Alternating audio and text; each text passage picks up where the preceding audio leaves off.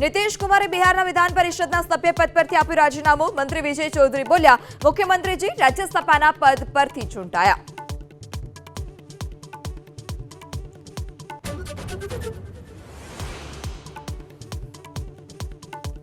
જેતપુરમાં કોંગ્રેસના નેતા માધાભાઈ વેગડાએ ડેલિગેટના સભ્યપદેથી રાજીનામું આપ્યું। સ્થાનિક સ્વરાજ્યની ચૂંટણી પહેલા રાજીનામાથી હડકંપ।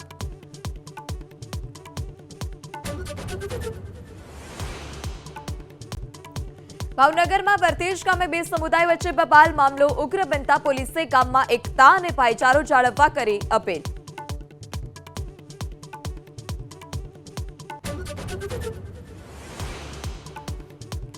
સુરતના કાપડ વેપારી સાથે છેતરપિંડી કરનાર આરોપીની પુણા પોલીસે ધરપકડ કરી। ખોટું નામ ધારણ કરીને આરોપીએ 10 લાખની કરી હતી ઠગાઈ।